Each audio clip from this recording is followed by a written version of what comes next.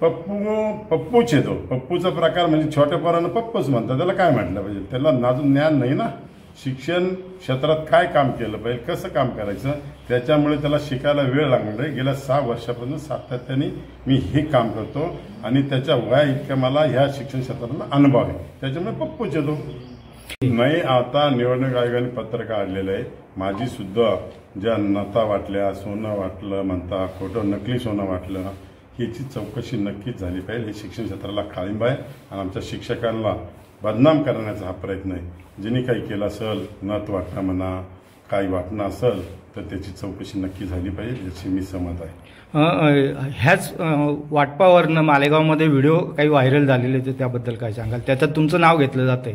नाही, त्या व्हिडिओ मी काय अजून बघितलेलं नाही. नाव घेण्याचं काम कोणी खोटं, 21 उमेदवार आहे, कोणीतरी त्यांच्यातला जे एखादा कार्यकर्ता उभा करायचा आणि त्यांनी सांगायचं का यांचं नाव सांगा, हे तर राजकारणाची पॉलिसी आहे ना. त्यांच्याकडे दुसरं काहीच नाही. मी इतकं प्रचंड काम केलेलं आहे. ह्या राज्यातल्या शिक्षकांना, उत्तर महाराष्ट्र शिक्षकांना 1500 कोटी रुपयाचे बिलं मंजूर करून दिलेले आहे. जे माध्यमिकचे शिक्षक आहेत त्यांना 1160 कोटी रुपये दिलेले आहे. जे ज्युनियर कॉलेजचे आज 40% पगार येतात त्यांना 1650 कोटी रुपये मिळवून दिले. आजपर्यंत ह्या उत्तर महाराष्ट्रामध्ये मी आमदार झाल्यापासून प्रत्येक शिक्षकांचा पगार 1 तारखेला नाही, 31 तारखेला त्यांच्या अकाउंटला येतो. 1 तारखेला त्यांना पैसे काढायला. मी इतके चांगले काम, असे चांगले निर्णय मी ह्या मतदारसंघात घेतलेले. अनेक लोकांच्या अनुकंपाच्या ऑर्डर्स मी जागेवर काढून देण्याचा प्रयत्न केला आहे. ह्या मतदारसंघामध्ये सातत्याने शिक्षक दरबार ही कल्पना मी आणल्यानंतर असंख्य आमच्या शिक्षक बांधवांचे काम झाले. यापूर्वीच्या आमदारांनी काय केलं याच्यावर मला बोलायचं नाही, पण मी एकमेव आमदार असा आहे आमच्या शिक्षकांसाठी जुन्या पेन्शन योजनेसाठी सुप्रीम कोर्टात सुद्धा लढतोय.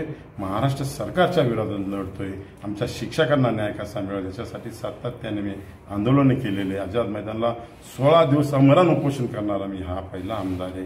राज्याचे आयुक्त सूरज मांढरे यांना 22 डिसेंबरला इथं मी सहविचार सभेसाठी बोलवलं होतं आणि त्यामध्ये सांगितलं की अशैक्षणिक कामं आम्हाला फार दिल्या जाते.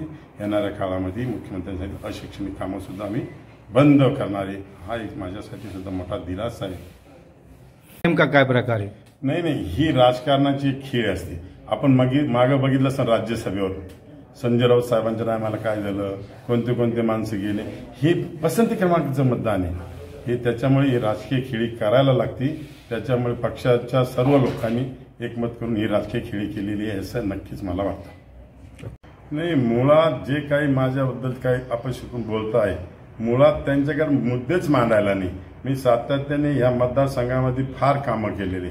त्याच्यामुळे आतापर्यंत न होणारे कामं जितके 19 वर्षापासून प्रलंबित कामं होते, जुनी पेन्शन योजना असेल, टप्पा वाढ असेल, फरक बिल असतील, मेडिकल बिल असेल, असंख्य कामं केल्यामुळे समोरच्या माणसांकडे बोलायला काही नाही. मग चुकीचे तरी खोटे नाटे काहीतरी आरोप करायचे, डिलीट करायचं, हे रिकामे कामं सध्या करताय. माझा त्यांना चॅलेंज आहे. आपण 72 पासून आमदार आहात.